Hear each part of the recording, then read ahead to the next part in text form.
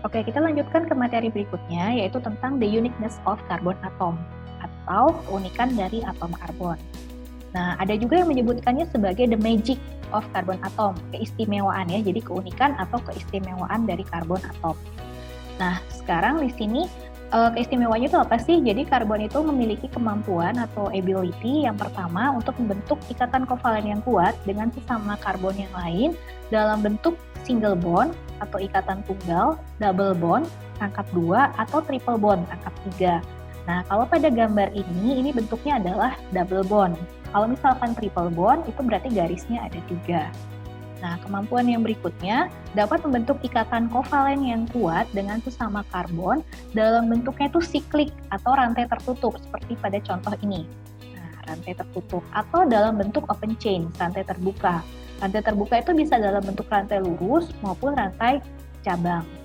Nah, kemudian ability yang ketiga di sini adalah karbon bisa membentuk ikatan kovalen yang kuat dengan atom non-logam yang lain, misalkan dengan golongan halida, jadi X ya, dilambangkan dengan X, silakan dengan atom FClBrI. Bisa juga dengan nitrogen, dengan oksigen, maupun dengan sulfur.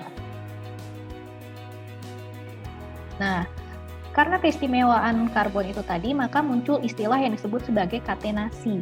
Nah, katenasi ini apa? Katenasi adalah the ability of carbon atom, jadi kemampuan dari karbon untuk membentuk ikatan kovalen yang kuat dengan karbon yang lain dalam berbagai variasi ya, berbagai variasi chains and ring. Jadi berbagai variasi bentuk rantai maupun cincin atau rantai tertutup.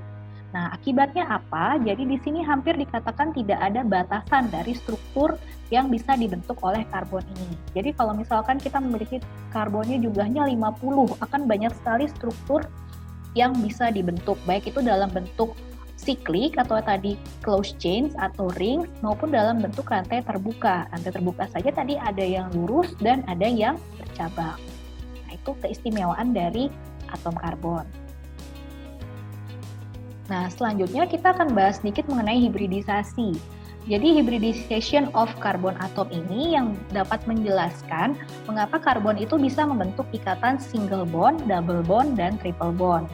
Nah, jadi hybridization itu apa? Jadi hybridization itu adalah suatu proses of mixing ya. Jadi mixing ini berarti menggabungkan dua buah orbital untuk membentuk suatu orbital yang baru, di mana orbital yang baru itu memiliki level energi yang sama. Nah, ini gambaran secara singkatnya. Jadi di sini ada orbital S ya, jadi orbital terluarnya 2S, kemudian ini yang 2P, kemudian setelah proses hibridisasi, maka keempatnya akan berada pada suatu level energi yang sama. Nah, ini maka akan terbentuk orbital baru yang disebut sebagai sp3. Hybridization of carbon atom ini memungkinkan atom karbon untuk membentuk ikatan single bond, double bond, dan triple bond. Nah, hybridization sendiri itu adalah mixing two atomic orbitals atau menggabungkan dua buah orbital atom to give a new type of orbital untuk memberikan tipe baru dari suatu orbital. Nah, nantinya akibat hibridisasi ini, atom tersebut dapat membentuk lebih banyak ikatan sehingga dapat membentuk molekul yang lebih stabil. Nah, kita kembali ke atom karbon kita, di mana atom karbon kita memiliki nomor atom 6. Kalau kita buat konfigurasi elektronnya, maka akan menjadi 1s2, 2s2, dan 2p2. Apabila kita gambarkan ke dalam bentuk orbitalnya, di sini orbital S itu hanya satu kotak, kalau orbital P itu ada 3 kotak. Semoga masih ingat ya mengenai orbitalnya. Nah, kemudian kita isikan elektronnya. Di sini karena ada 2, 1s2, maka kita isikan 2. Kemudian 2s2 juga kita isikan 2 elektron. Kemudian untuk 2p2 kita isikan hanya 2 saja. Nah, konfigurasi elektron yang ini itu sesuai dengan prinsip dari Aufbau. Nah, selanjutnya perhatikan di sini, kalau konfigurasinya seperti ini dan setelah kita masukkan ke orbitalnya tampak seperti ini, jadi karbon hanya memungkinkan untuk berikatan dengan dua atom lain karena di sini space-nya hanya menyediakan dua yang kosong. Jadi kalau misalkan kita memiliki atom hidrogen, berapa banyak hidrogen yang bisa masuk? Jawabannya adalah dua atom hidrogen. Jadi akan masuk ke sini satu lagi ke sebelah sini.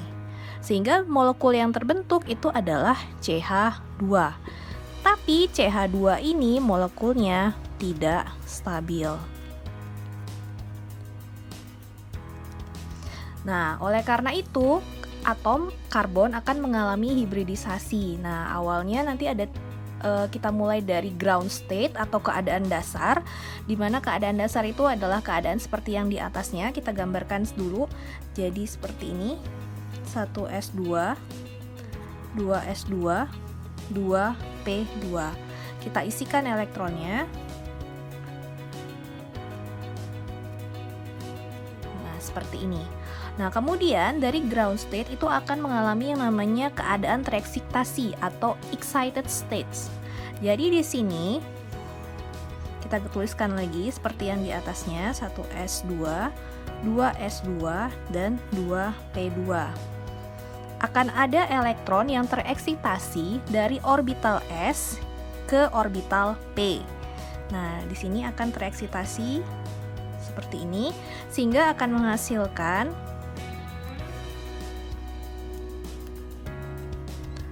menghasilkan 4 ruang kosong seperti ini. Nah, ini disebut sebagai keadaan tereksitasi. Nah, tapi di sini level energinya antara S dan P belum sama. Maka dari sinilah akan terjadi yang namanya hybridization state. Atau yang kita sebut sebagai mixing itu tadi. Selanjutnya, kita masuk ke hybridization stage atau keadaan terhibridisasi. Nah, seperti penjelasan sebelumnya, hybridization state ini berarti kondisi di mana terjadi proses mixing atau menggabungkan dua buah orbital menjadi satu tipe orbital baru yang nanti disebut sebagai orbital hybrid. Nah, pada kondisi hybridization state ini, maka kedua buah orbital akan memiliki level energi yang sama. Nah, kita ambil dua kulit terluarnya yang tadi ya, itu ini berarti 2s dan ini berarti 2p. Masing-masing terisi satu elektron. Nah, untuk karbon memungkinkan terjadinya 3 jenis orbital baru yang dapat terbentuk. Ya, jadi yang pertama di sini adalah satu orbital S akan terhibridisasi dengan 3 buah orbital P atau kita tulis di sini 1s 3p. Nah, maka di sini orbital baru yang terbentuk itu akan disebut sebagai sp3. sp3, sp3, sp3. Jadi tidak lagi orbital S, orbital P, tapi orbital barunya disebut sebagai sp3. Di sini kita isikan masing-masing satu elektron. Nah, kombinasi yang kedua adalah satu orbital S itu akan terhibridisasi dengan 2 buah orbital P. Jadi di sini 1s, 2p. Nah, maka orbital baru yang terbentuk itu adalah sp2, sp2, sp2. Nah, karena ada satu orbital P yang tidak ikut terhibridisasi, maka nama orbital ini tetap orbital P. Kita isikan elektronnya 1, 1, 1, 1. Nah, kemungkinan yang ketiga adalah satu orbital S di sini akan terhibridisasi dengan satu orbital P. 1s, 1p. Berarti orbital hibrid yang terbentuk itu adalah sp, sp. Nah, ada 2 orbital P yang tidak ikut terhibridisasi, maka namanya tetap orbital P. Kita isikan elektronnya 1, 1, 1, 1. Nah, sehingga di sini kita sudah mendapatkan 3 jenis orbital baru atau orbital hibrid yang baru.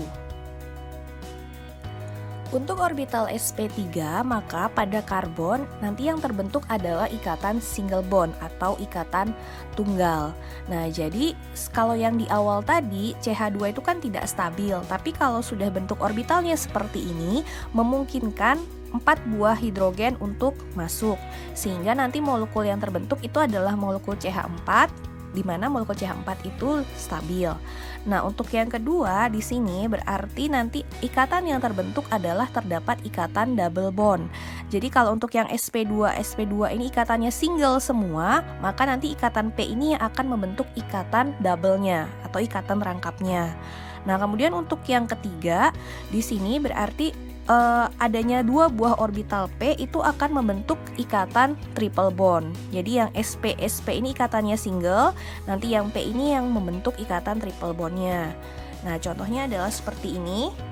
Nah, ini yang tetrahedral, jadi bentuk geometrical molekulnya untuk sp3 itu tetrahedral. Kalau yang sp2 itu bentuknya trigonal planar, kalau yang sp itu linear. Nah, yang tetrahedral atau sp3 contohnya seperti ini. Nah, ini molekulnya nanti akan menjadi CH4. Hidrogennya yang masuk ada 4. Nah, ini contoh lainnya. Jadi semua tangan karbonnya itu single bond atau ikatannya tunggal. Jadi ini karbon jenis sp3. Nah, kalau yang trigonal planar atau sp2, maka di sini nanti karbonnya akan memiliki ikatan double bond. Nah, double bond itu yang dibentuk oleh 1 buah orbital P itu tadi. Nah, kalau untuk yang sp itu bentuk linear, maka nanti terdapat ikatan triple bond. Karbonnya memiliki ikatan triple bond yang dibentuk oleh 2 buah orbital P tadi. Nah, ini gambaran untuk orbital S dan orbital P. Jadi kalau orbital S itu bentuknya seperti ini ya, bulat. Kalau P itu bentuknya seperti ini, seperti angka 8 tapi agak ramping. Kalian bayangkan kita punya balon panjang. Nah, kemudian balon panjang itu di bagian tengahnya kita putar. Jadi bentuknya akan mirip seperti orbital P ini. Nah, kemudian ketika S dan P ini mengalami hibridisasi atau bersatu, maka bentuknya akan seperti ini. Nah, ini berarti S dan P-nya sudah bergabung menjadi satu. Berikutnya, ini adalah bentuk-bentuk dari orbital molekul yang tadi sudah kita bahas. Jadi kalau sp3 bentuknya seperti ini. Jadi balon-balonnya bersatu ya. Nah, kemudian karena di sp3 itu menyediakan 4 ruang yang kosong, maka bisa 4 buah atom yang masuk untuk berikatan dengan si karbonnya. Nah, ini kalau kalian perhatikan ada bola-bola yang berwarna hijau, ini adalah bola-bola hidrogen. Hidrogen orbitalnya itu hanya punya 1 S1. Nah, S tadi bentuknya bulat ya, maka akan bersatu di sini. Maka molekulnya akan menjadi molekul CH4. Nah, berikutnya kalau untuk yang sp2, ingat kalau sp2 itu ada 1 orbital P yang tidak ikut terhibridisasi. Nah, jadi nanti orbital P di sini, nah ini ya yang hijau orbital P yang tidak terhibridisasi, dia akan membentuk ikatan double bond. Sementara yang sp2 yang sebanyak 3 buah itu, 2 buah digunakan untuk berikatan dengan hidrogen, 1-nya lagi itu akan berikatan dengan karbon yang lain, bentuk ikatan single bond. Begitu pula pada bentuk sp. Kalau sp ada 2 buah orbital P yang tidak terhibridisasi. Nah, di sini 2 orbital sp yang pertama itu akan berikatan dengan hidrogen, satu lagi dengan karbon yang lain untuk single bond. Yang tidak terhibridisasi, maka dia akan membentuk ikatan double bond, yang ini, kemudian yang ini akan membentuk ikatan triple bond, sehingga bentuk molekulnya akan seperti ini, CH, triple bond, CH. Nah, ini untuk bentuk molekul sp3, bentuknya tetrahedral ya, tetrahedral, jadi seperti ini bentuknya. Ini adalah sp3-nya, yang di ujung-ujungnya ini adalah hidrogen. Jadi ada 4 hidrogen yang bisa berikatan. Baik, sekarang kita berlatih bagaimana menentukan jumlah karbon sp3, karbon sp2, dan karbon sp pada suatu struktur. Yang perlu kalian ingat, karbon sp3 berarti karbon tersebut seluruh ikatannya dalam bentuk single bond atau ikatan tunggal. Kalau karbon sp2 berarti karbon tersebut memiliki ikatan double bond. Dan kalau karbon sp berarti karbon tersebut memiliki ikatan triple bond. Kita mulai dari contoh yang pertama. Jadi kita lihat dulu ada 3 jenis karbon di sini, 1, 2, 3. Kemudian kita lihat satu persatu. Untuk karbon yang pertama, Di sini karbon ini memiliki ikatan single, seluruh ikatannya tunggal. Berarti karbon yang ini tergolong sp3. Nah, kita beralih ke karbon di sebelahnya. Kita perhatikan karbon nomor 2 ini memiliki ikatan double bond. Jadi ini ikatannya single tapi ada double bondnya. Berarti karbon ini jenisnya adalah sp2. Kita beralih ke karbon sebelahnya yang paling ujung lagi. Berarti di sini kita perhatikan ikatannya ada single tapi karbon ini juga memiliki ikatan double bond. Maka jenisnya adalah sp2. Lalu adakah jenis karbon sp? Karena di sini tidak ada yang ikatannya triple bond, maka karbon sp tidak ada. Jadi bisa kita tuliskan karbon sp3 berarti jumlahnya adalah 1, sementara karbon sp2 jumlahnya adalah 2. Nah, kita ke contoh nomor 2. Nah, di contoh nomor 2 ini caranya sama seperti cara nomor 1. Berarti kita lihat dulu manakah karbon yang memiliki ikatan single, double, dan triple. Nah, untuk karbon yang pertama di sini kita lihat ikatannya single semua. Berarti jenisnya adalah sp3. Kita beralih ke sebelahnya. Ternyata karbon ini memiliki ikatan double bond, single, double bond. Berarti jenisnya adalah sp2. Kita beralih ke sebelahnya lagi. Karbon ini juga ternyata memiliki ikatan double bond, maka jenisnya juga sp2. Nah, ke karbon selanjutnya kita perhatikan di sini ternyata karbon ini memiliki ikatan single bond tapi memiliki ikatan triple bond juga. Nah, berarti jenisnya adalah karbon sp. Otomatis di sebelah kanannya di sini karena memiliki ikatan triple bond juga, maka jenisnya adalah sp. Berarti bisa kita tuliskan sp3 jumlahnya ada 1 karbon, sp2 jumlahnya ada 2 karbon, dan karbon sp jumlahnya juga ada 2 karbon. Contoh yang ketiga, contoh yang terakhir. Nah, ini menggambarnya namanya dalam bentuk condensed structure. Kalau yang tadi ini kan ikatan antara C dengan H-nya terlihat jelas ya, tapi kalau yang ketiga ini strukturnya dimempatkan. Nah, tapi jangan bingung. Jadi kalau misalkan CH2 seperti ini, berarti karbonnya mengikat 2 buah hidrogen dan memiliki ikatan double bond. Nah, kita tinjau lagi sama-sama. C ini mengikat double bond, berarti jenisnya adalah karbon sp2. Nah, di sebelahnya berarti karbonnya di sini punya ikatan double bond, mengikat H dan berikatan juga dengan karbon tetangganya dalam bentuk single bond. sp2. Nah, yang di sebelahnya ini karbonnya memiliki ikatan single bond, berikatan dengan karbon yang lain dan memiliki triple bond. Berarti masuk ke dalam golongan sp. Kemudian yang di sebelahnya juga sama. Karbon ini memiliki ikatan triple bond 1, 2, 3 dan memiliki ikatan single bond untuk berikatan dengan karbon yang lain. Maka jenisnya adalah karbon sp.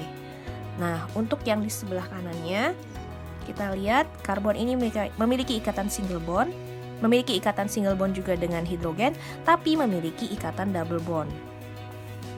Maka jenisnya karbon sp2.